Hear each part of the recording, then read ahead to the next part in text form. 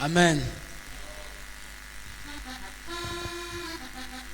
Et je crois que ce soir, nous avons le privilège d'écouter un homme de Dieu, un serviteur que le Seigneur a oint par son onction, afin de nous bénir ce soir. Il est conférencier, écrivain, il est l'auteur de plusieurs ouvrages, notamment Comprendre l'architecture davidique. Alléluia. Il est père pour plusieurs, c'est un homme que Dieu a oint, et je crois que tu seras béni ce soir. Alléluia. Alors, je vous prie de vous tenir debout, car la Bible déclare que les hommes de Dieu méritent de honneur. Et j'aimerais inviter du haut de la chair un homme de Dieu que je dis le Seigneur a oint pour nous bénir ce soir. C'est un docteur. Amen.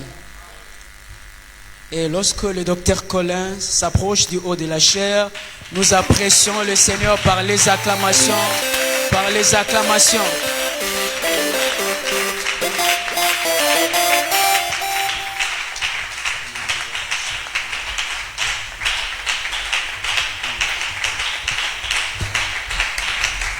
Gloire à Jésus, gloire à Jésus. Gloire à Jésus.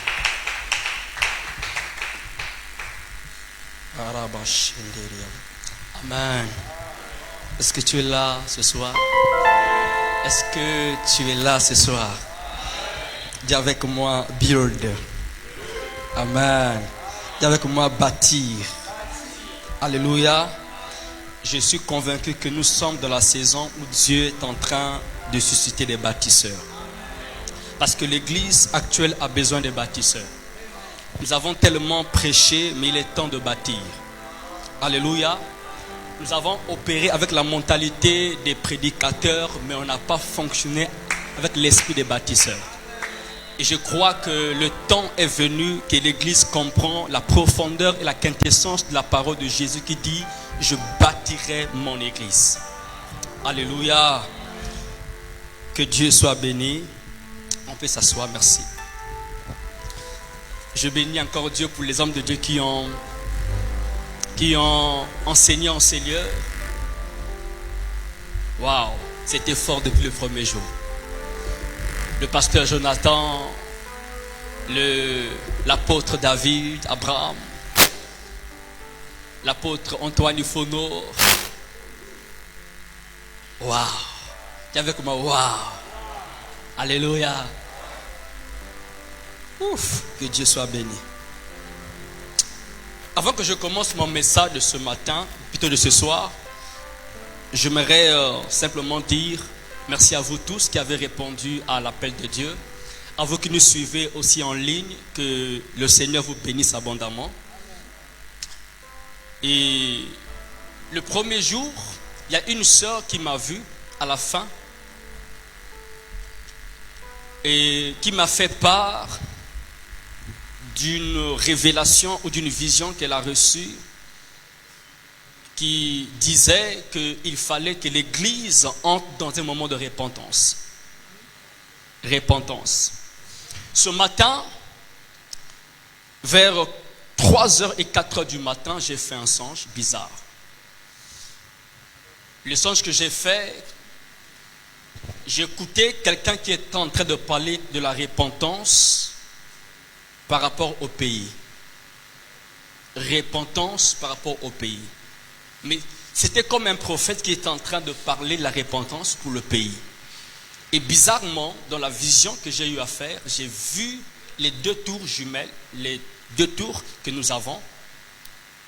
Dans la vision, le verset 20. J'ai lu la parole du Seigneur.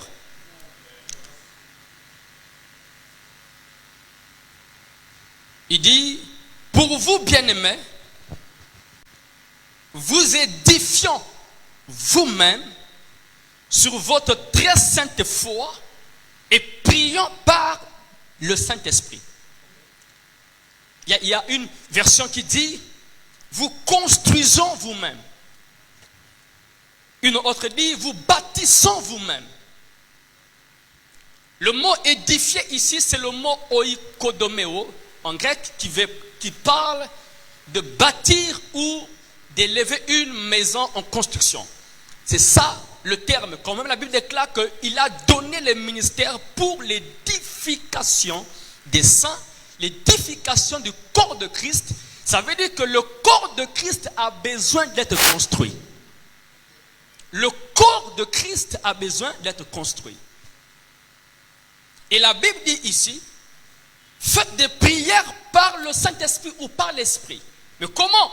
On dit, édifiez-vous vous-même, construisez-vous vous-même sur votre très sainte foi et prions par l'Esprit. Il y a une connexion ici entre s'édifier soi-même et prier par l'Esprit. Et je comprends encore, par ailleurs, que la prière est un matériel de construction de votre esprit. Parce que même, vous savez, c'est l'apôtre Paul qui dit dans 1 Corinthiens, chapitre 14, quand il parle de la prière faite par l'esprit, ou encore le parler en langue. Parler en langue, simplement, c'est la connexion avec Dieu, mais par l'esprit. Nous parlons à Dieu par l'esprit au travers du flux du parler en langue.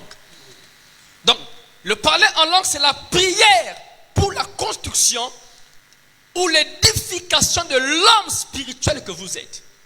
C'est pourquoi Paul va dire, celui qui parle en langue s'édifie ou se construit lui-même. Mais celui qui prophétise édifie l'église ou est en train de construire l'église. Mais nous-mêmes, on s'édifie, on se construit, on se bâtit par la prière. Mais la prière par l'esprit. Alléluia. La prière par l'esprit. Donc la prière est un système apostolique pour la construction. Parce qu'il n'y a pas que la parole de Dieu, il y a aussi la prière. Il n'y a pas que la parole de Dieu, mais il y a aussi la prière. Parce que la prière et la parole sont les deux systèmes que les bâtisseurs utilisent pour bâtir l'église. Je suis dans Actes chapitre 6, le verset 4. Les apôtres ont dit, nous allons nous occuper que de la prière et de la parole. Les deux éléments que les apôtres utilisent pour bâtir l'église, la parole et la prière.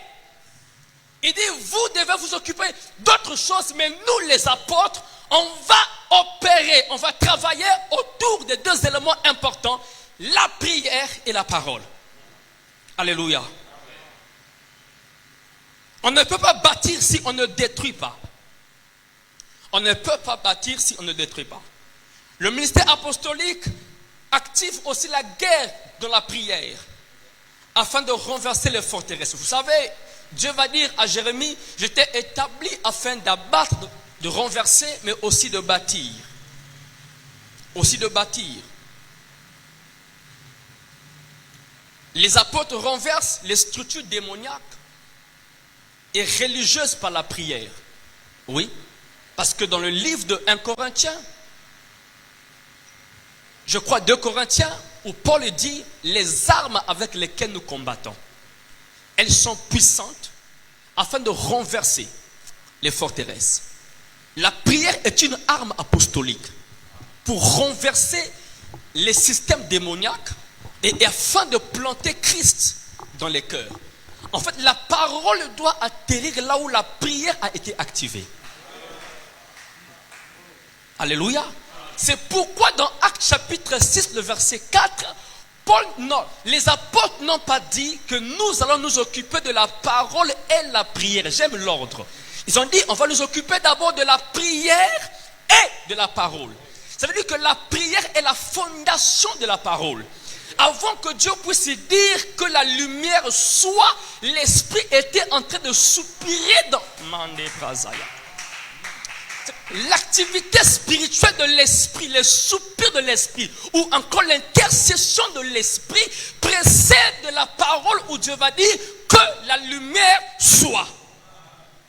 Ça veut dire que la parole de Dieu, quand elle arrive, elle doit trouver le chemin de la prière.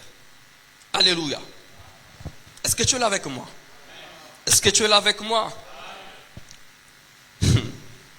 savez, chaque prière de Jésus n'est pas juste le fait d'ouvrir sa bouche et commencer à prier. Nous allons voir ce soir les 8 types de prières de Jésus. Les 8 types de prières de Jésus. Chaque prière de Jésus n'est pas simplement le fait qu'il ouvre la bouche et commence à prier ou à parler. Non. Mais elle indique une mentalité, une fonctionnalité dans la manière de faire de Jésus. Alléluia. Dans la manière de faire de Jésus.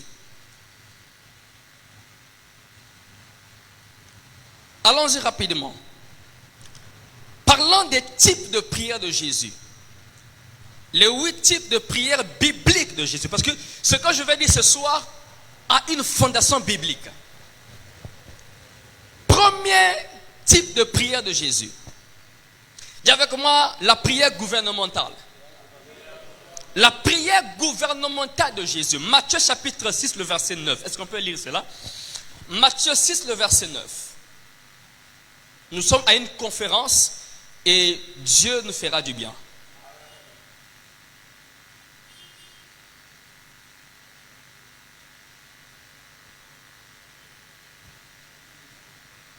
Matthieu 6, le verset 9. Est-ce qu'on est à la ligne? Est-ce que nous sommes à la ligne? Matthieu 6, le verset 9. Je lis la parole du Seigneur. Je peux commencer à partir du verset 9. Voici donc comment vous devez prier.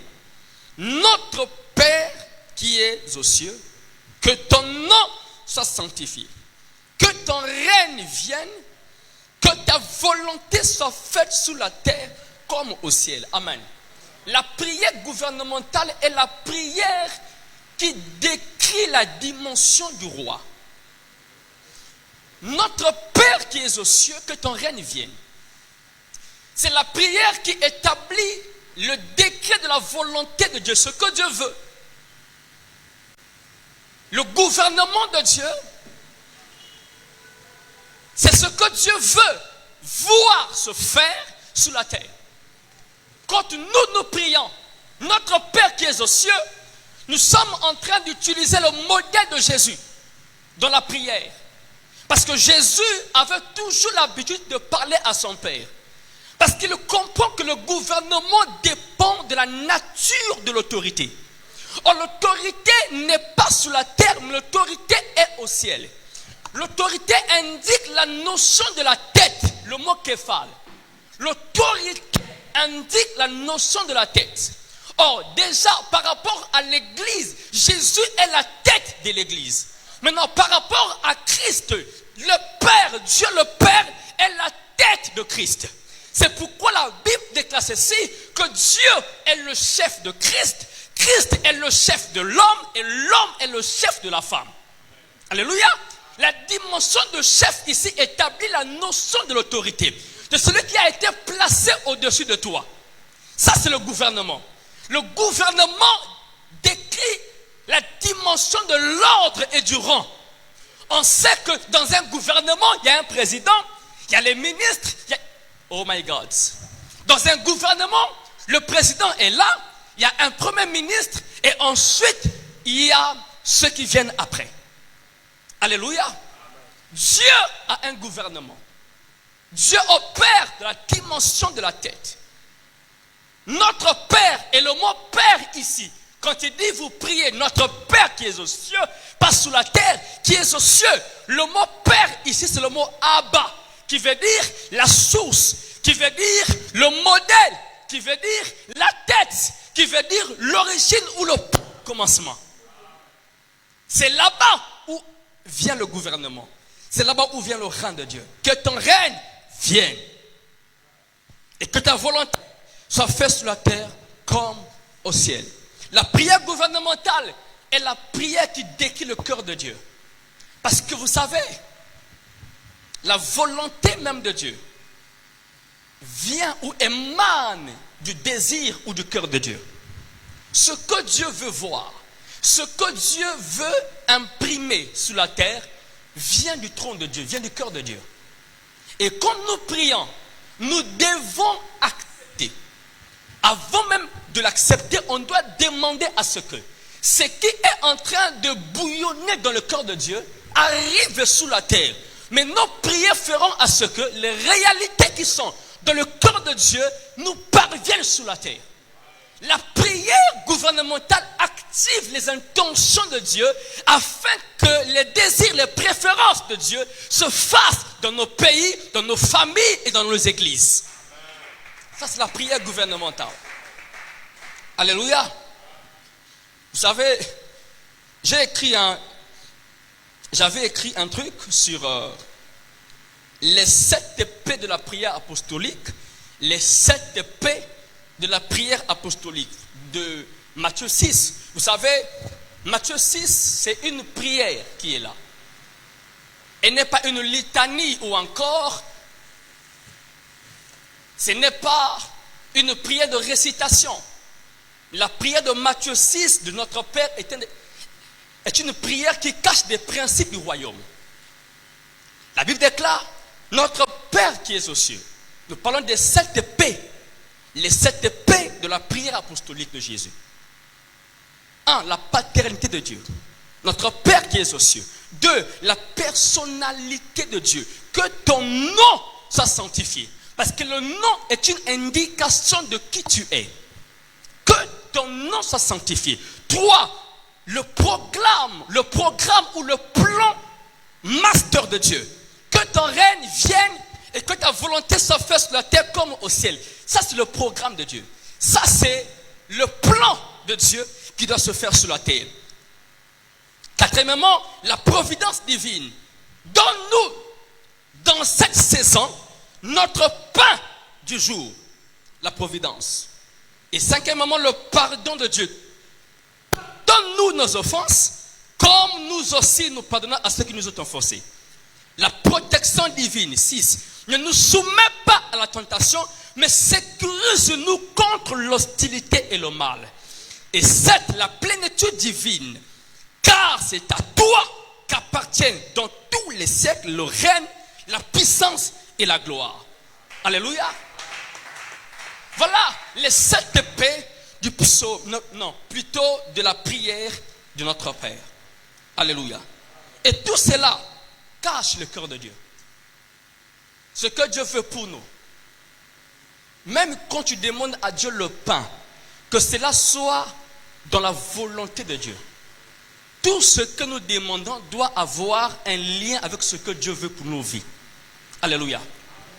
Alléluia. La prière gouvernementale amène le cœur de Dieu sur la terre. Amène le cœur de Dieu dans l'église. Amène le cœur de Dieu dans les nations. La prière gouvernementale. Alléluia. Je vais aller plus loin. Deuxième type de prière de Jésus. La prière transfigurationnelle ou transformationnelle de Jésus. La prière transfigurationnelle ou transformationnelle de Jésus. Luc 9, 28 à 31. Luc 9, 28 à 31. Je lis la parole du Seigneur.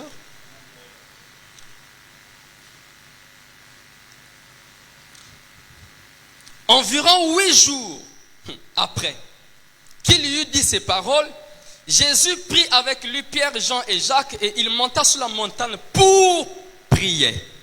Pendant qu'il priait, l'aspect de son visage changea et son vêtement devint d'une éclatante blancheur. Et voici, 2 hommes s'entretenaient avec lui, c'était Moïse et Élie, qui apparaissaient dans la gloire, parlaient de son départ qu'il allait accomplir à Jérusalem. Amen. Pendant qu'il priait, la gloire a rempli Jésus. Son visage commencé à rayonner. La doxa s'est manifestée dans la vie de Jésus. Pendant qu'il priait, son aspect, l'aspect extérieur de Jésus a changé. Par la prière. Amen. Par la prière. L'aspect extérieur de Jésus a changé par la prière. La prière transfigurationnelle, c'est la prière qui vous change extérieurement selon la configuration intérieure de la nature divine. Ça, c'est la prière transformationnelle. Quand vous priez, il y a des moments quand vous priez, il faut que la prière dont vous faites puisse introduire en vous la nature de Dieu. Il y a des prières, quand vous priez, tu rentres dans la présence de Dieu. Jacob doit rester et tu sors avec Israël. Ça veut dire qu'il y a une nature de Dieu qui a été implantée en toi. Parce que dans Israël, il y a Dieu dedans. Il y a le El, Dieu dedans. C'est que la prière de Jacob est une prière qui est en train d'enlever la nature charnelle, mais qui accepte la nature de Dieu de prendre place. Ce n'est pas des prières du genre, Seigneur, donne-moi le mariage, bénis-moi, mais c'est des prières où Dieu vient changer ta nature. Tu pries pour la transformation intérieure. Tu pries pour que ton cœur change. Et ce qui se passe intérieurement aura forcément un reflet de manière extérieure. Les gens verront que tu as changé. Les gens verront que tu es devenu transformé. Parce que la prière, la présence de Dieu nous transforme. Moïse est monté pendant 40 jours et 40 nuits sous la montagne de Sinaï pour aller prier. Et quand il descend, son visage a commencé à rayonner. Le peuple a commencé à voir la gloire de Dieu sur son visage. Si la prière ne te change pas, c'est que tu n'as pas encore prié. Je répète, si la prière ne te change pas, c'est que tu n'as pas encore commencé à prier. Il faut entrer dans des prières transformationnelles, des prières transfigurationnelles. Quelque chose doit changer en toi. Quelque chose doit bouger, doit muter en toi, dans ta vie. Alléluia. Tu es rentré colérique, mais quand tu sors, les gens ont compris que cet homme qui était colérique a changé. Parce que la prière, c'est l'empreinte même de Dieu en nous. La prière. Et vous comprenez que la prière est la dimension des bâtisseurs. Parce que Dieu est en train de bâtir en nous sa nature. Priez, vous êtes en train de laisser Dieu vous forger, de laisser Dieu vous tailler, vous laissez Dieu taper son marteau sur vous, vous laissez Dieu prendre des choses, commencer à casser tout ce qui est terrestre, tout ce qui est charnel, tout ce qui est mortel. La prière vous fait bouger dans l'immortalité. La prière. Alléluia. Je prie Dieu ce soir que tes prières deviennent transfigurationnelles. Alléluia. Troisième type de prière, la prière sacerdotale de Jésus. Matthieu 17. Non, Jean 17, excusez-moi. Jean 17. La prière sacerdotale de Jésus. Jean 17.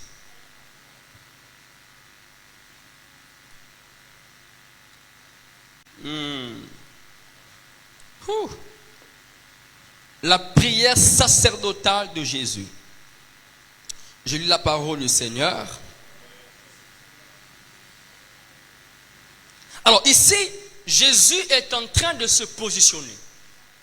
Il est dans une plateforme de la sacrificature, ou encore, il se tient en tant que prêtre. Il est pris pour ses disciples, mais il est pris aussi même pour ceux qui ne sont pas encore ses disciples. Il est pris même pour ceux qui sont encore dans le monde. Ça, c'est la prière sacerdotale. Le cœur du prêtre. Le cœur du prêtre. Alléluia. il ne prie pas seulement pour sa tribu, mais il prie aussi même pour ceux qui ne sont pas de sa tribu. C'est la prière du prêtre. Vous vous souvenez, dans la Bible, le prêtre avait le pectoral sous sa poitrine qui avait 12 tribus. Or, le prêtre n'était pas de la tribu de Juda, il n'était pas de la tribu de Ruben, il n'était pas de la tribu de Zabulon. Aaron était de la tribu de Lévi. Mais sur sa poitrine, sur son cœur, résidaient 12 tribus. Ça veut dire qu'il ne porte pas seulement sa tribu dans le cœur, mais il porte aussi les autres tribus dans son cœur. Et quand il va devant Dieu, il ne va pas devant Dieu seulement pour sa tribu, il va devant Dieu en faveur des autres tribus aussi. C'est la prière sacerdotale de Jésus. Quand vous lisez Jean 17, il est en train de décrire le cœur du prêtre. Il prie même pour ceux-là qui ne sont pas encore sauvés. Jésus prie même pour ceux qui ne sont pas encore sauvés.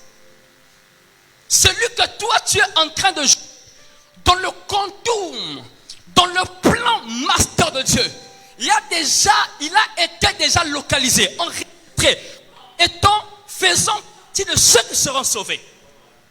Qui savait, qui pouvait savoir qu'à la croix il y aurait un brigand qui va rentrer au ciel? Mais ce jour-là, un brigand a été sauvé. Assurément, il a été disqualifié. Mais dans le plan de Dieu, un brigand faisait partie de ceux-là qui devaient être sauvés. Et rappelez-vous, à la croix, Jésus a fait la prière du prêtre. Il dit: Père, pardonne leurs offenses, car ils ne savent pas ce qu'ils font. Pardonne-leur. C'est l'amour. La prière sacerdotale est la prière du cœur du prêtre. Cette prière développe en nous le cœur de Dieu pour la représentation. Ça veut dire que je ne viens pas devant Dieu avec un cœur en partie. Mon cœur n'est pas un cœur qui appartient à ceux-là, mais pas à d'autres. Mais je viens devant Dieu avec le cœur corporatif. Vous savez, l'autel est la dimension des prêtres. Or, on ne met pas sous l'autel 2 tribus. On ne met pas sous l'autel 4 tribus. Si Israël est une composition corporative des 12 tribus, vous avez le droit de placer sur l'autel 12 pierres. Parce que le feu ne descendra pas. Il n'y a que 4 tribus. 5 pierres, 6 pierres, il faut qu'il y ait la configuration de 12 pierres. Je l'ai dit dernièrement. Nous soupirons après le réveil. Nous voulons le réveil. Mais il n'y a pas de réveil sans la fondation de l'amour. L'amour est au cœur du réveil. L'amour. Le feu doit descendre là où on place les 12 pierres. Et quand les 12 pierres ont été placées, quand Élie a prié, le feu est descendu. C'est la prière du prêtre. Élie est un prophète, mais il entre dans la dimension du prêtre. Il restaure, il rétablit l'autel. Mais l'autel doit avoir l'odeur de l'amour. L'autel doit sentir l'amour. Nos autels empêchent la haine et la jalousie. Voilà pourquoi le réveil est bloqué. Voilà pourquoi la puissance de Dieu est bloquée. L'atmosphère est fermée. Pourquoi? Parce que nos cœurs empestent la haine. La haine. Nous aimons seulement ceux qui sont de notre tribu. Je ne peux jamais aller à tel programme parce que lui et moi, non. Je ne le connais pas. Mais en Christ, on se connaît. En Christ, on est en esprit. On est un en esprit. Voilà pourquoi le cœur de Dieu est triste. Parce que nous sommes en train de faire des prières, de parler à Dieu, de prier. Mais la base, la plateforme de l'amour n'y est pas. La plateforme sur le cœur d'Aaron était les 12 tribus. Placez là, sur son cœur. Sur son cœur. Sur son cœur. Tout service spirituel qui est offert à Dieu sans la dimension d'amour et pharisianique. Tout service spirituel que vous faites, ça peut être la prédication, ça peut être l'évangélisation, ça peut être l'adoration ou le chant. Tout ce que vous faites comme service spirituel sans la dimension d'amour et pharisianique, vous opérez comme des pharisiens. Jésus va dire aux pharisiens, vous donnez la dîme de la menthe, de ceci ou de cela, mais vous négligez l'amour, la justice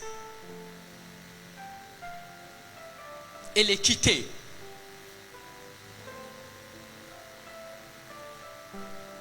Que l'amour revienne au nom de Jésus. Que l'amour revienne au nom de Jésus.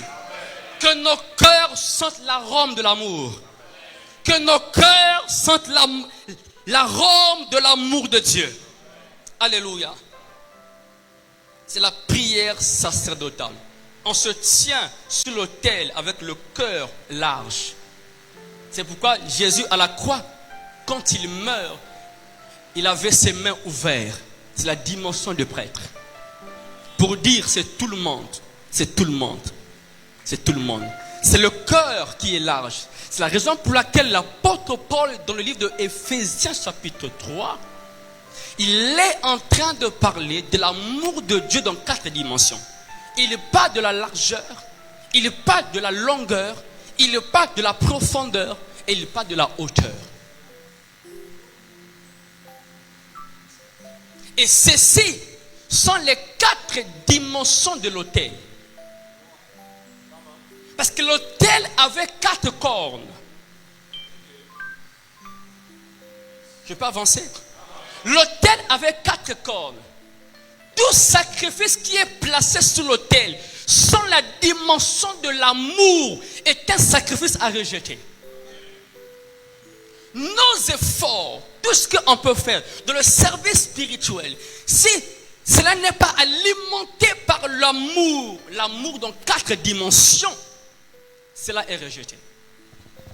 Est rejeté. Que Dieu élève des hommes qui ont le cœur des prêtres. Que Dieu puisse élever des hommes qui ont la dimension de la représentation. Je peux prier pour telle église, même si je ne prie pas là-bas. C'est la représentation. Je peux être dans ma chambre, mais en train de prier pour un pasteur qui ne prospère pas dans son ministère.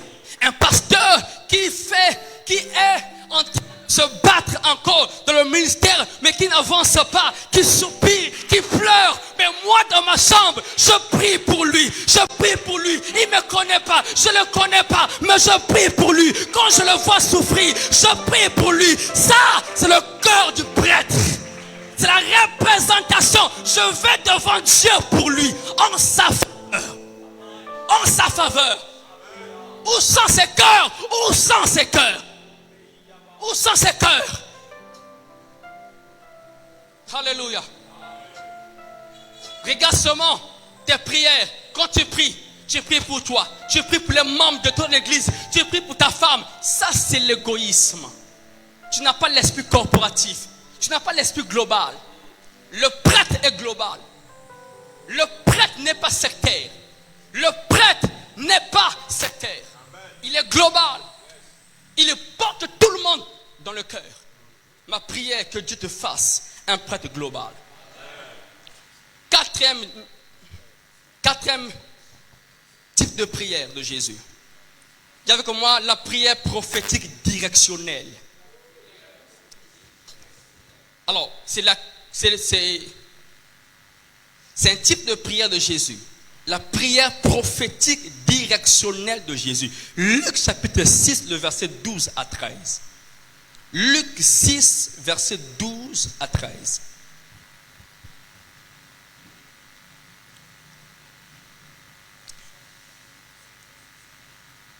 En ce temps-là, Jésus s'est rendu sur la montagne pour prier. Ah, Jésus était un prieur. Jésus s'est rendu sur la montagne pour prier. Et il passa toute la nuit à prier Dieu. Quand le jour parut, il appela ses disciples et il en choisit 12 auxquels il nomma apôtres. Simon, qu'il nomma Pierre, André, son frère. Amen.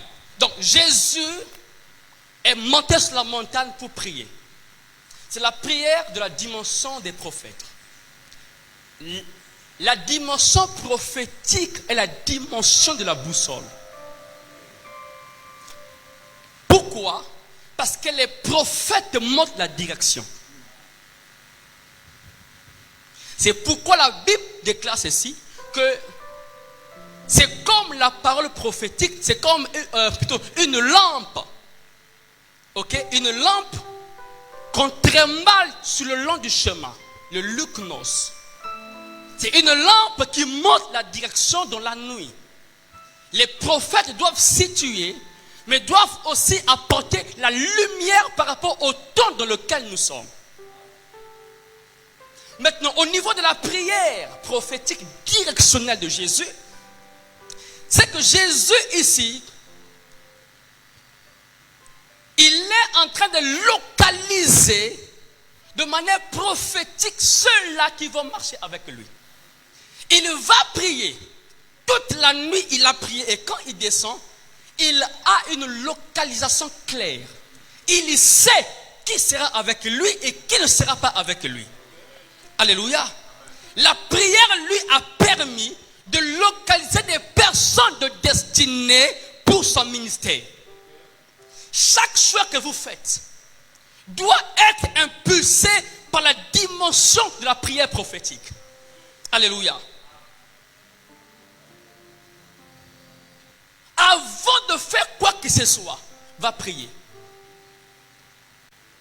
Avant de commencer quoi que ce soit, va prier. La prière te donne la localisation, l'emplacement exact, la précision même des hommes et des femmes avec lesquels tu dois opérer avec eux. La prière. La prière. La prière peut même te permettre à choisir quelqu'un que le monde ne veut pas voir avec toi. La prière peut même te pousser à choisir un voleur.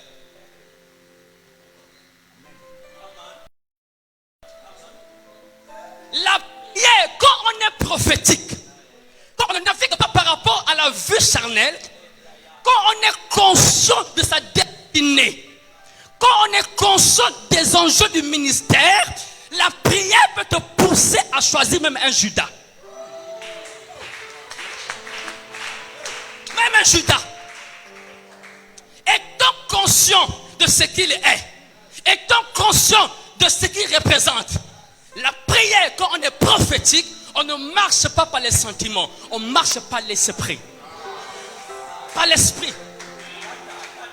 Là où les gens disent non, laisse-lui. Mais toi, tu sais pourquoi il doit être là. Tu sais pourquoi il doit être là. Parce que même un Judas a sa mission. Même un Judas a sa mission.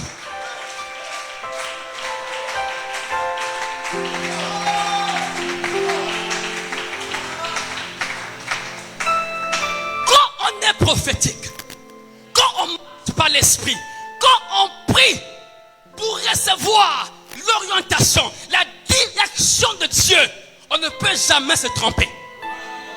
On ne peut jamais se tromper. La prière peut même te pousser à la soupra. Elle peut te pousser à choisir une femme qui est folle. Une femme qui est folle. Mais c'est Dieu qui te dit prends-la.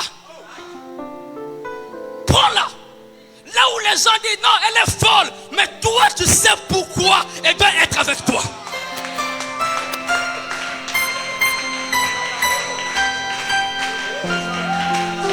La prière ne navigue pas au niveau de l'âme et de l'esprit. La prière n'est pas sentimentale. La prière est spirituelle. C'est une activité spirituelle. Quand vous priez, vous recevez le cœur de Dieu. Vous recevez ses desseins, ses plans. Ce que lui veut pour ta vie. Ça, c'est la prière.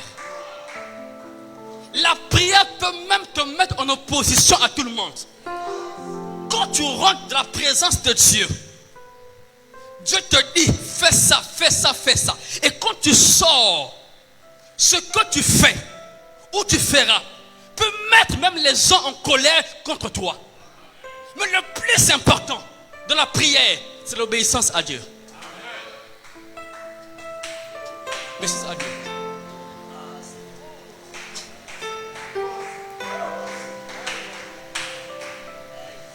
Je prie que Dieu élève ton niveau de prière. Que tu navigues de manière prophétique. Que des hommes et des prophétiques puissent émerger en ces lieux. Que tes prières soient directionnelles. Que tu ne puisses pas te tromper de cible. Mais que tout ce que tu as ciblé, c'est ce que le ciel avait ciblé.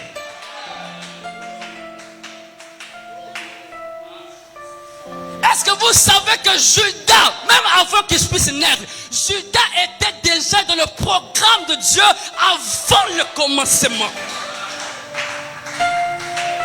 Parce que l'agneau était immolé avant la fondation du monde. Donc Dieu savait qu'il y aurait quelqu'un qui va trahir son fils afin qu'il meure. Donc Judas était dans le plan de Dieu.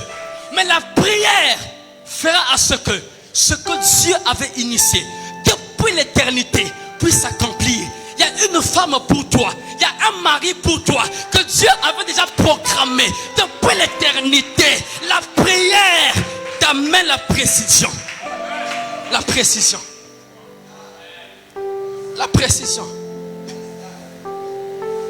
Quand tu es un homme qui n'est pas spirituel, tu peux choisir un chimpanzé à la place de Ève.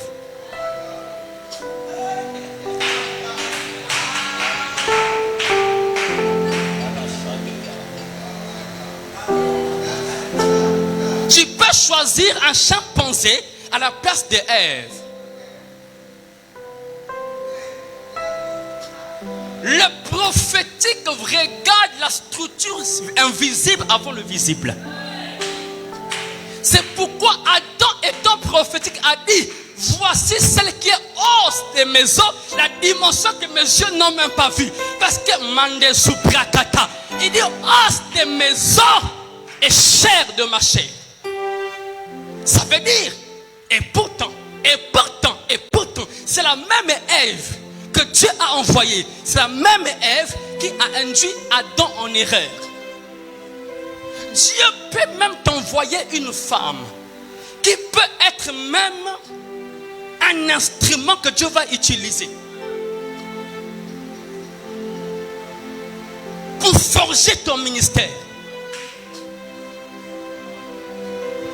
Son caractère à elle, de foi, n'est pas un bon caractère. Mais Dieu te connaissant, te met avec une telle femme afin de t'aiguiser, afin de donner à toi une nature mandée. Oh non, oh non, oh non, oh non. Moi je n'aime pas ça. J'aime pas son côté là. Tu n'es pas en train d'aimer le côté que Dieu a aimé. Tu n'es pas en train d'aimer le côté que Dieu a aimé. C'est ce côté-là qui est la lame pour ton ministère. La lame pour ton ministère.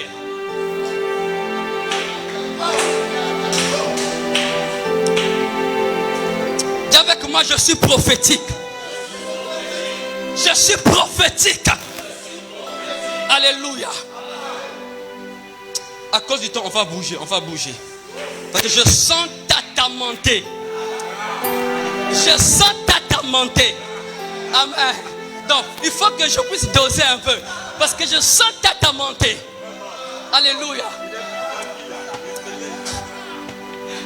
Allons-y. 5. La prière apostolique fondationnelle. La prière apostolique fondationnelle ou structurelle de Jésus. Luc 6, 12 à 16. Allons-y. La prière apostolique fondationnelle ou structurelle de Jésus. Oh. Nous sommes toujours dans Luc chapitre 6. Et là, nous parlons du verset 12 à 16. Je lis la parole du Seigneur. En ce temps-là, Jésus se rendit sur la montagne pour prier. Il passa toute la nuit pour prier Dieu. Quand le jour parut, il appela ses disciples et il en choisit 12, auxquels il donna le nom d'apôtres. Tu avais comme moi apôtres. Simon qui nomma Pierre, André son frère, Jacques, Jean, Philippe, Barthélemy, Matthieu, Thomas, Jacques, fils d'Alphée, Simon appelé le Zélote, Jude, fils de Jacques et Judas Iscariote qui devint traître. Amen. Alors, la prière apostolique, donc, on a bougé de la prière prophétique, directionnelle, en retenant de la prière apostolique, fondationnelle ou structurelle de Jésus. Amen. Alors, les 12 apôtres représentent la structure fondationnelle du ministère de Jésus. Tu ne peux pas commencer un ministère sans une structure forte autour de toi. Autour de toi. Le mot apôtre signifie envoyé. Apostolos, envoyé. Or, il n'y a pas d'envoi sans la force de la fondation. Vous ne pouvez pas envoyer les apôtres sans pourtant qu'il y ait une structure forte, assise et tenace, qui a été bien structurée. La prière apostolique fondationnelle est la prière pour la construction et le développement personnel. Jésus a fait 30 ans où il ne prêchait pas. 30 ans où il ne guérit pas les malades. 30 ans où il n'opère pas de miracles. Mais c'est les 30 ans de formation, de développement. 30 ans pour la construction personnelle. Mais 3 ans pour l'exécution apostolique. 3 ans pour l'exécution du ministère apostolique. Les 30 ans de Jésus représentent la fondation des 3 ans de Jésus. Ok? Les 30 ans de Jésus représentent la fondation des 3 ans de Jésus. Pour les apôtres, Jésus a pris 3 ans pour les former. 3 ans de formation pour les apôtres avant qu'ils puissent entrer dans la plénitude de la fonctionnalité de leur ministère. Jésus a pris 3 ans pour leur montrer comment être fort, comment le suivre, comment être ses disciples. Parce que la dimension de disciple précède la dimension du chrétien. Avant qu'ils soient appelés chrétiens, ils étaient d'abord disciples. À Antioche, ils ont vu, ils ont dit, mais ceux-là sont des chrétiens. Chrétien doit venir après disciple. Or, chrétien, c'est la fonctionnalité. Mais disciple, c'est la formation et l'apprentissage. Disciple, c'est la structure qui doit prendre place. Maintenant, chrétien, c'est commencer à opérer comme lui. Opérer comme lui. Ça, c'est chrétien. C'est faire des miracles comme lui, il a fait. Chasser les démons comme lui, il a fait. Mais avant cela, il faut poser la fondation de disciple. Développement intérieur. Alléluia. Dans la prière apostolique fondationnelle est la prière où nous prions pour avoir une structure forte, une structure équilibrée. des hommes et des femmes qui sont constants.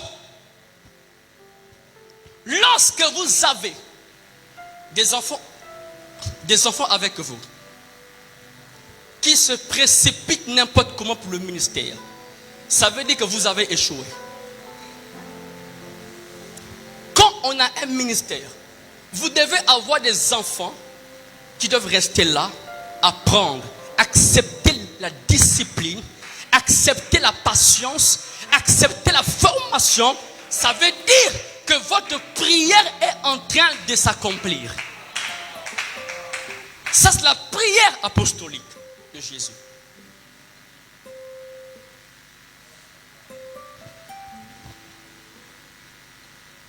C'est la prière de la croissance dans le ministère. Vous savez, vous ne pouvez pas relâcher quelque chose qui n'a pas de force et de maturité. Je vais expliquer un principe. Vous ne pouvez pas relâcher une chose qui n'a pas de force et de maturité. Écoutez, la statue de Nebuchadnezzar, le système babylonien, a été brisé par une pierre. Dieu relâche une pierre sans le secours d'une main. Cette pierre, quoique petite mais puissante, forte, parce que des valeurs, des principes ont été bâtis. Et la pierre en question, c'est aussi l'image de l'Église. Pierre vivante. Elle a la capacité à ébranler des systèmes. Pourquoi? Parce que la maturité a pris place. N'envoyez jamais des gens, ne mettez jamais des gens en action sans la maturité. Vous êtes en train de les exposer à la séduction. Vous les exposez à la séduction. Toute expédition sans maturité est une séduction. Toute expédition, c'est-à-dire que le fait de les envoyer, s'il n'y a pas la maturité, vous les entrez dans la séduction. Séduction. Priez pour avoir une structure forte. Priez pour avoir des hommes matures. Priez pour avoir une église forte, une église apostolique forte. Ne priez pas pour avoir beaucoup d'armes. Je vais vous dire un principe. Les apôtres n'ont jamais prié pour avoir la foule. La croissance numérique est la prière du Saint-Esprit. Mais la croissance intérieure des âmes, c'est la prière des apôtres. Paul dit, je prie afin que Dieu se forme en vous. Qui se forme en vous. Les apôtres priaient pour le développement des saints, la croissance des saints. Mais le Saint-Esprit, c'est lui qui a ajouté à l'église.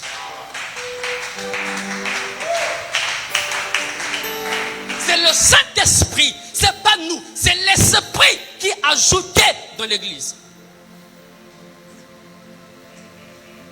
Mais nous, aujourd'hui, on est en train d'utiliser toutes les méthodes possibles pour avoir des âmes.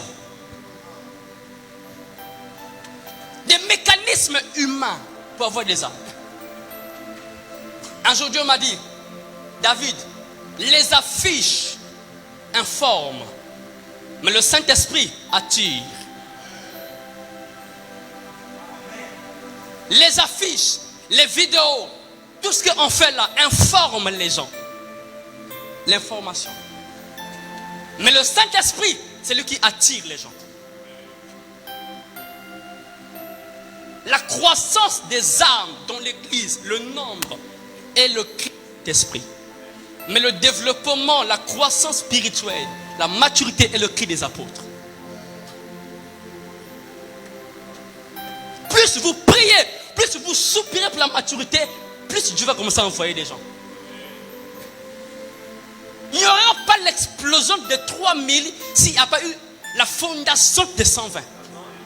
120 est la fondation, est la structure forte qui monte en prière. Pendant qu'il priait de la chambre haute, il priait. Le Saint-Esprit, qui est l'activateur du flux des âmes dans l'église est descendu. Parce que eux, ils priaient. Et le même jour, 3000 âmes ont été sauvées. Pourquoi? Parce que le cœur apostolique, quand il est bâti dans l'église, Dieu enverra des âmes. Dieu enverra des âmes. Dieu peut vous envoyer des foules. Mais si la structure est faible, fragile, la foule va amener ce qu'on appelle les rébellions comme au désert. Vous allez avoir des ramassis parmi vous, mais qui créeront des problèmes à la communauté ou l'église locale. C'est pourquoi vous allez avoir des gens qui viennent chez vous parce que tu prêches bien, parce que tu as la révélation. Mais à un moment donné, il va partir. Pourquoi? Parce que lui, il aime le pain et le poisson, mais il n'aime pas la chair et le sang. Tout leader doit apprendre à donner deux types de nourriture. Il y a le poisson et le pain, mais il y a la chair et le sang. Vous avez tellement donné aux âmes de vos églises le pain et le poisson. Mais quand le tour de la chair et le sang arrive, il commence à partir. C'est là que commencent les rébellions. Parce que les principes bâtissent des princes pour des rois. Or, le prince est un fils pour le roi. Si tu veux avoir des fils, bâtis des principes pour générer des princes pour des rois. Parce que des princes sont l'avenir pour le royaume. Les princes sont l'avenir pour le royaume. Le passage du roi est la venue du prince sur le trône. Nous voulons des églises fortes, puissantes dans les principes du royaume. Il faut que nous prions pour ces choses. Nous prions pour ces choses. Et Jésus a passé toute une nuit pour prier pour ces réalités. Parce qu'il savait même après lui, l'œuvre, les princes vont continuer. Même après lui, Pierre va continuer. Même après lui, Jean va continuer. Pourquoi? Parce que quand il priait, il ne priait pas pour le présent, mais pour le futur. Prière apostolique. Sixième type de prière de Jésus. La prière fonctionnelle et opérationnelle de Jésus. La prière fonctionnelle et opérationnelle de Jésus. Marc chapitre 1, 35 à 39. Dieu m'a dit, écris un livre sur ça. Les 8 types de prière de Jésus. Écris un livre. La prière fonctionnelle et opérationnelle de Jésus. Marc 1, 35 à 39. Dis avec moi, Jésus était un prieur.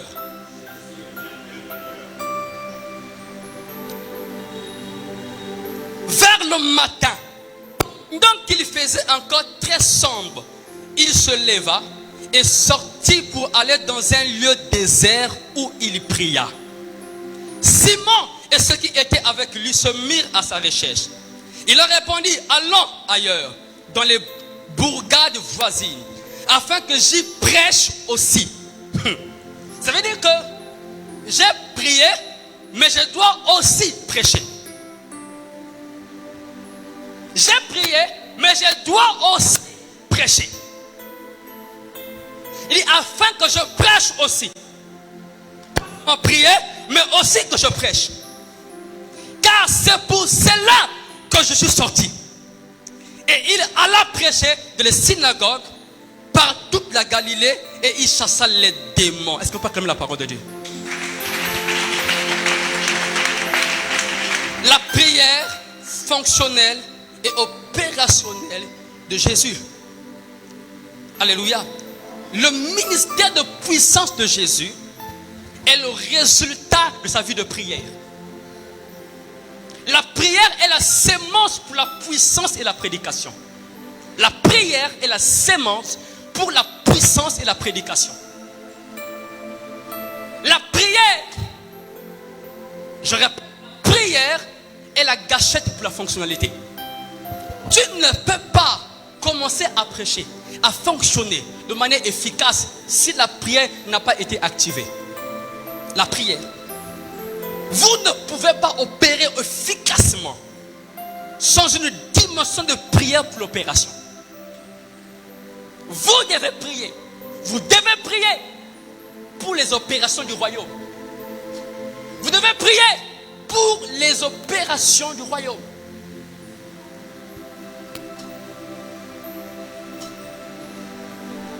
N'ouvre pas ta Bible sans avoir ouvert sa bouche. Avant d'ouvrir ta Bible pour parler aux hommes, apprends d'abord à ouvrir ta bouche pour parler à Dieu. L'onction du ministère, la puissance de guérison, des miracles, la puissance de chasser les démons était de la sémence de la prière de Jésus. La prière est la maternité de l'onction. La prière est la maternité de la puissance. Tout ministère qui veut opérer efficacement, fonctionner de manière puissante, doit être l'ami de la prière. L'un des secrets des femmes comme les Kuhlman, elles priaient longtemps. Un jour, il y a même, alors qu'elle était dans sa chambre de prière, elle priait. Oh my God. Pendant que Catherine Kuhlman priait, son garde-corps qui était devant la porte était en train d'entendre des verres se casser. Elle entendait des choses se briser, se casser. Pam, pam, pam, pam, pam, pam. Elle dit, mais est-ce qu'elle est en train de casser les choses? Non. C'était la présence de Dieu. Elle était en train de faire des marches dans sa salle de prière. Et pendant qu'elle était tellement dans l'onction, même les éléments matériels ne supportaient pas la présence et l'onction du Saint-Esprit. Et les choses commençaient à se casser, se briser. Un jour, pendant qu'elle se mettait à prêcher, elle était sous l'estrade. Elle prêche, elle a commencé à marcher sous le vide. Elle ne savait pas qu'il y avait un vide parce qu'elle était tellement dans l'onction, elle prêchait, elle commençait à marcher dans le vide. Et les gens s'étonnaient, elle marchait dans le vide. Pourquoi? La prière. L'onction est l'ami de la prière.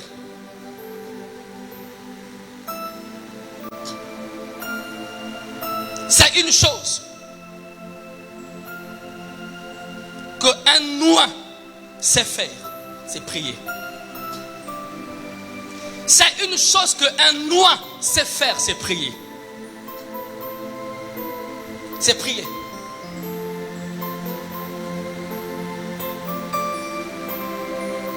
C'est prier. En Israël, l'onction était recueillie par des incisions qu'on faisait sur les arbres. Ils partaient la nuit pour inciser des arbres afin de recueillir tôt le matin la sève.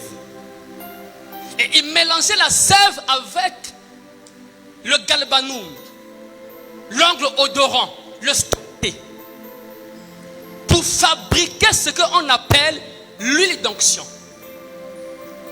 Selon l'art du parfumeur, la prière libère l'odeur de l'onction. Quand vous priez, les gens vont sentir l'odeur de la prière à travers de vos actions. On va dire que cet homme-là, il prie. Il prie. Moi, je peux sentir un homme qui prie et je peux sentir un homme qui ne prie pas. Oui. Qui a suivi le film de War Room?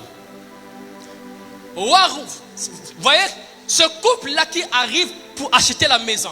Le monsieur a senti que dans la chambre-là, les gens priaient. Comment il a su? La prière a une odeur. La prière a une odeur. Un homme spirituel peut sentir que celui-là il prie. Il sent. Jésus a commencé à chasser les démons. Il a commencé aussi à prêcher après avoir prié.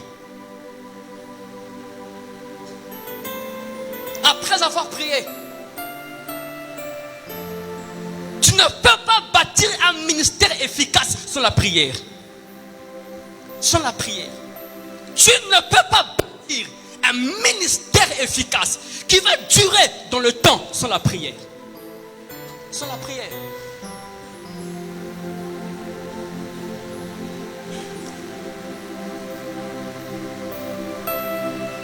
Les apôtres priaient beaucoup. La Bible dit prier sans cesse. Prier sans cesse.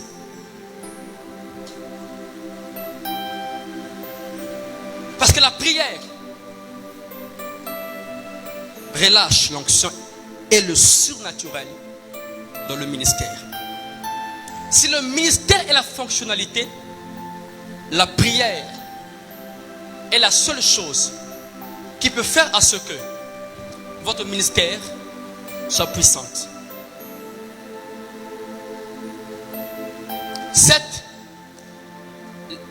7.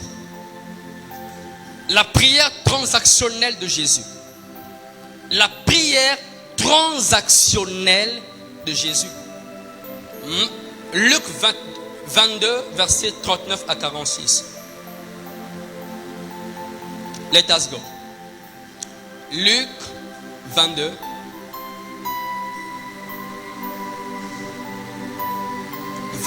Versets 39 à 46. La prière transactionnelle de Jésus.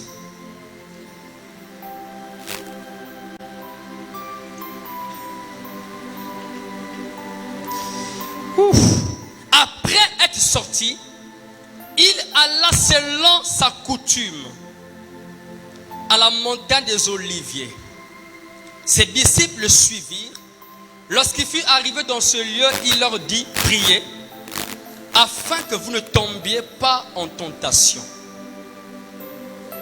Puis il s'éloigna d'eux à la distance d'environ un jet de pierre et s'étant mis à genoux, il pria, disant, Père, si tu voulais s'éloigner de moi cette coupe, toutefois que ma volonté ne se fasse pas, mais la tienne.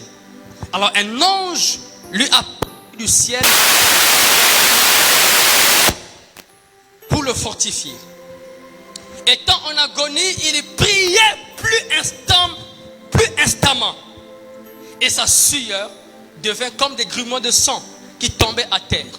Après avoir prié, il se leva et vint vers les disciples qu'il trouva endormis de tristesse. Il leur dit, pourquoi dormez-vous? Levez-vous et priez, afin que vous ne tombiez point en tentation. Comme il parlait encore, voici une foule arrivée et celui qui s'appelait Judas, l'un des 12, marchait devant elle. Il s'approchait de Jésus pour le baiser. Et Jésus leur dit, Judas, c'est par un baiser que tu livres le Fils de l'homme.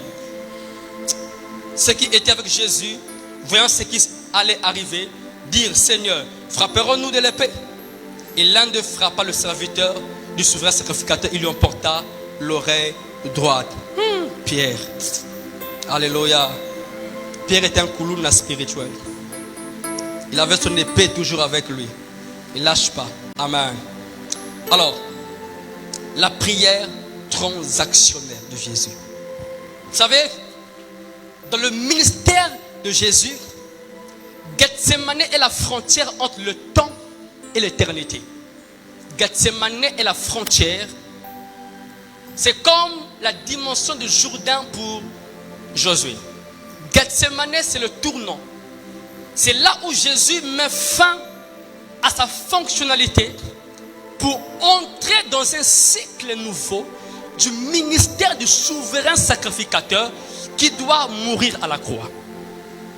Gethsemane, c'est la frontière entre le temps et la prochaine dimension de Jésus. Gethsemane. Et Jésus, quand il est pris, il sentait déjà qu'il est en train de transiter vers une dimension qui est en dehors du temps. Parce qu'il doit mourir pour entrer dans l'éternité. La prière transactionnelle met fin à une ère pour faire entrer Christ dans un nouveau cycle de son ministère de souverain sacrificateur. La prière transactionnelle est la prière qui vous introduit dans un nouveau cycle de votre ministère ou de votre vie. Jésus devait entrer dans un autre cycle de son ministère. Il doit entrer dans le cycle du sacrifice ultime de sa vie. En tant que l'agneau de Dieu qui ôte le péché du monde. Il a fait des miracles. Il a guéri les malades. Il a chassé les démons. Mais là, il doit accomplir la plus grande dimension de son ministère. La plus grande dimension de l'œuvre de son ministère, celle de mourir à la croix pour le salut de l'humanité. La prière transactionnelle est l'autoroute vers une plus grande dimension de l'autorité de Jésus de domaine élevé. Jésus doit devenir celui qui est assis, élevé. Il doit dépouiller les principautés, dépouiller les autorités par la croix. Et quand il fait la prière, il est en train de rentrer dans un ordre de Melchisédek. L'ordre de Melchisédek. Alors, par rapport à nous, que cela représente? Quand tu vois ta vie, il y a des moments où tu dois dire, sentir que là, je dois rentrer dans un nouveau cycle de mon ministère. Il faut que tu ailles en prière. C'est en priant que tu vas savoir que là, je dois arrêter de commencer maintenant à imposer toujours les gens les mains. Parce que la saison a changé. J'ai tellement imposé les mains, mais après, les gens ont besoin de monter. Le livre d'Hébreu est le livre de la transition. Hébreu est le livre de la transaction. Parce que le livre d'Hébreu parle des changements de l'ordre d'Aaron vers l'ordre de Christ. Et c'est dans Hébreu que Paul va dire, laissons les éléments. Laissons les éléments. Divorçons avec les éléments de la parole de Christ. Il parle de la foi en Dieu, l'imposition des mains, les baptêmes, ainsi de suite. Et puis il dit, tendons vers ce qui est téléos, parfait. Tendons, bougeons. Le Jourdain est la fin de l'ère de Moïse et le début de l'ère de Josué. Le Jourdain. Parce que la manne a cessé au Jourdain. Or la manne fait partie des éléments fonctionnels du ministère de Moïse. Tu as donné la manne au peuple. Tu leur as donné la manne, mais le temps est arrivé de comprendre que le cycle de ton ministère, c'est la guerre contre les principautés. Les gens ont mangé la manne. À un moment donné, arrête-toi, prie Dieu. Quelle est la saison pour ton ministère actuellement? Qu'est-ce que Dieu veut pour toi maintenant?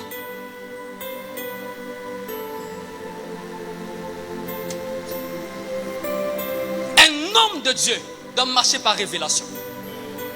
La prière transactionnelle te fait bouger vers un ordre nouveau, vers un contexte nouveau de ton ministère. Tu dois apprendre à suivre Dieu. La manne, c'est ça. Où? Au Jourdain. La fin de la manne est le début de la guerre. Parce que la manne, c'est donne-moi, donne-moi, donne-moi, donne-moi. Mais la guerre, je dois aller combattre pour posséder.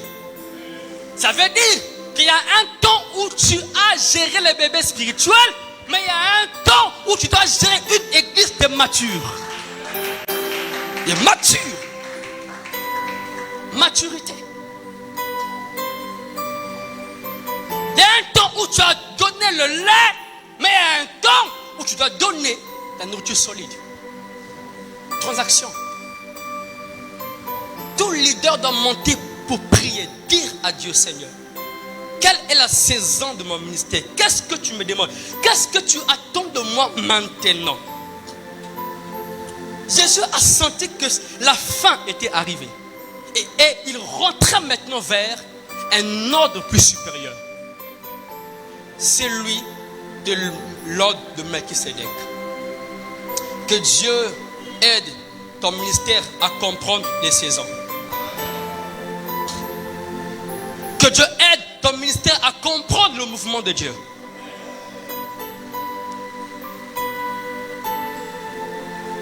Et enfin, 8e type de prière, la prière bénédictionnelle et ascensionnelle de Jésus. La prière bénédictionnelle et ascensionnelle de Jésus. Luc 24, le verset 50 à 51. Et là, Jésus est à la fin de son ministère. Luc 24, 50 à 51.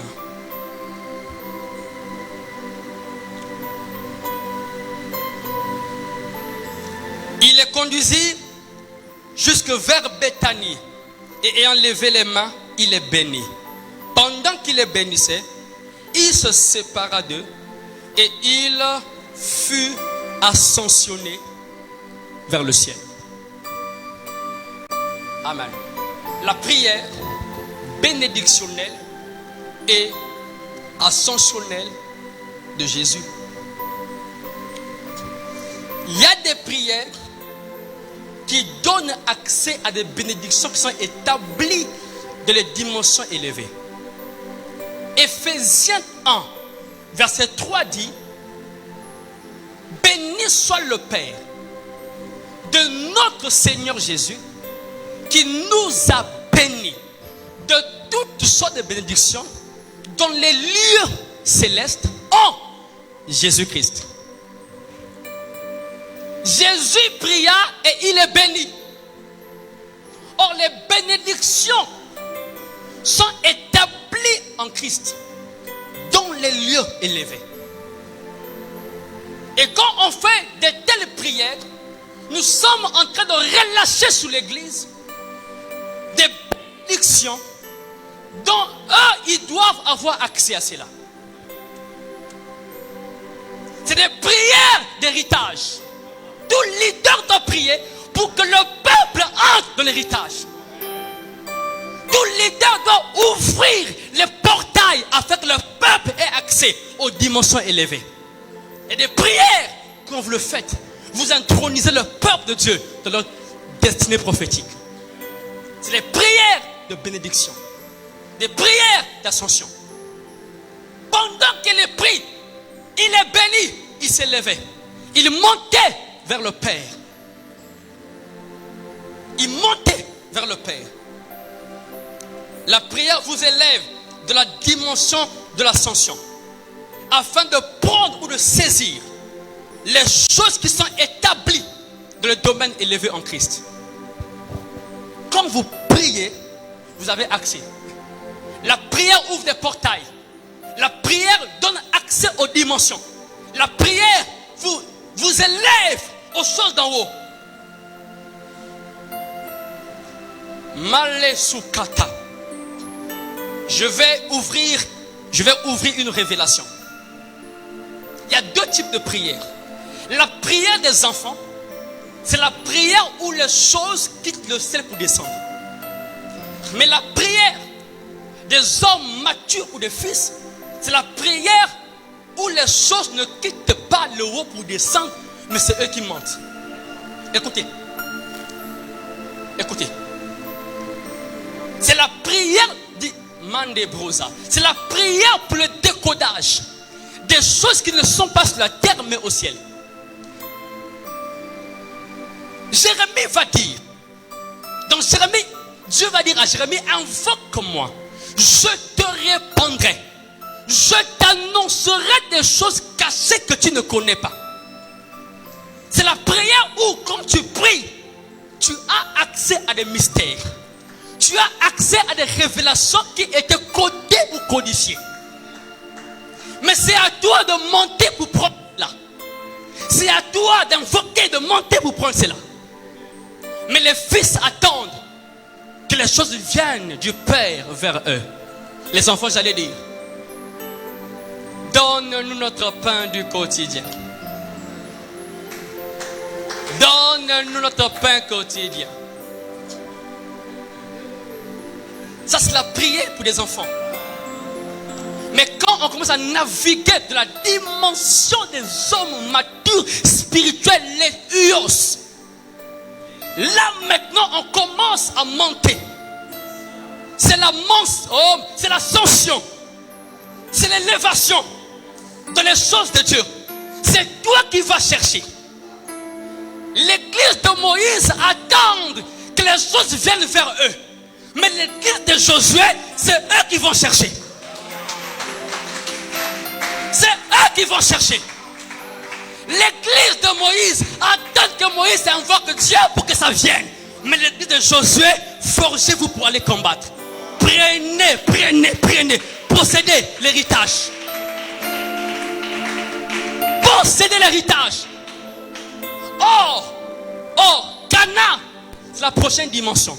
Cana, c'est l'éternité. C'est la dimension au-delà du voile. Parce que le Jourdain, c'est le voile qui sépare l'éternité avec le temps. Tous ceux qui sont du côté du Jourdain doivent briser le voile du Jourdain pour avoir accès aux choses de l'éternité. Les posséder, les manger. C'est pourquoi nous avons accès aux puissances des siècles à venir. Je ne suis pas encore au ciel, mais je peux déjà décoder les réalités du ciel. C'est pourquoi pendant que Jean priait à Patmos, Dieu dit monte ici. Monte ici. Parce que la prière ascensionnelle est la prière de la dimension de Patmos. Là où tu peux voir les réalités futures. Tu peux voir l'église. Tu peux décoder les mystères, les spirituels, Gog et Magog. À l'Armageddon.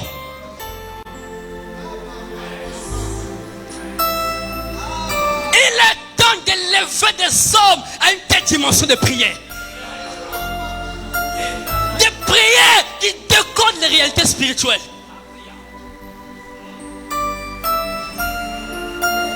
C'est des prières des hommes spirituels, des prières des fils, des huios. Pas des népios. Les népios attendent. Il y a des gens dans l'église, ça fait 10 ans, 15 ans, 20 ans. Il attend que le pasteur prie pour lui.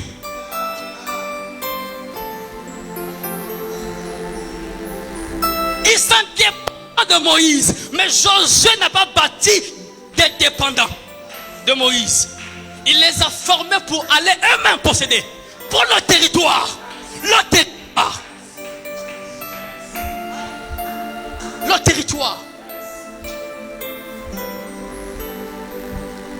Pendant qu'il fait minuit, à minuit, un démon arrive. Tu appelles, tu commences à composer. Papa. Pasteur, il y a un démon. Oh, chasse-le. Jusqu'à quand? Même Jésus a dit, jusqu'à quand serai-je avec vous? Jusqu'à quand? Ils n'ont pas pu chasser un démoniaque. Jésus était avec Pierre, Jean et Jacques sur la montagne pour prier. Mais les disciples n'arrivaient pas à chasser un épileptique. Et quand lui-même il dit, on dit, mais Jésus, tes disciples n'ont même pas pu. Il dit, mais jusqu'à quand serai-je avec vous?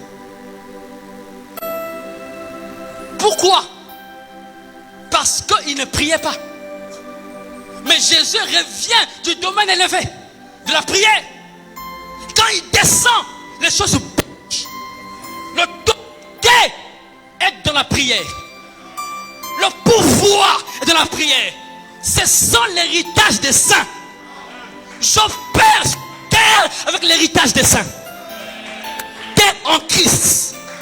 Je peux au démon avec autorité. pas besoin du pasteur, de papa. Je suis enfant de Dieu. J'ai l'autorité. Je peux chasser un esprit. Pourquoi? Parce que j'ai grandi en Dieu. Je suis devenu Huios. Église de Dieu, arrêtez de faire des âmes vos dépendants. Faites-les bouger vers la maturité, afin qu'ils opèrent eux-mêmes dans l'œuvre du ministère. Ma plus grande joie est de voir mes fils monter, aller plus haut avec le Seigneur. Ma plus grande joie est de voir mes fils opérer plus que même moi. Plus que même moi. Et là je peux dire oui, j'ai formé. Mais quand c'est toi qui montes, le fils est toujours en bas, tu n'as rien fait. Il n'y a que toi qui es en haut, mais tes enfants sont toujours là en bas, dépendants de daddy. Il est temps de bâtir. Il est temps de construire l'église. Est-ce qu'on peut prier? Je sens une onction de prière. Je sens une onction de prière. On va ouvrir les cieux. On va déverrouiller la réalité spirituelle. Nous sommes à build. Nous sommes à build. On va ouvrir les dimensions qui sont fermées. On va briser le voile du Jourdain. On va accéder. On va prendre. On va lambano. On va saisir. La soute, les bras. Est-ce que les saints peuvent élever la voix? Est-ce qu'on peut élever la voix? Est-ce qu'on peut élever la voix? Est-ce qu'on peut prier? Est-ce qu'on peut prier?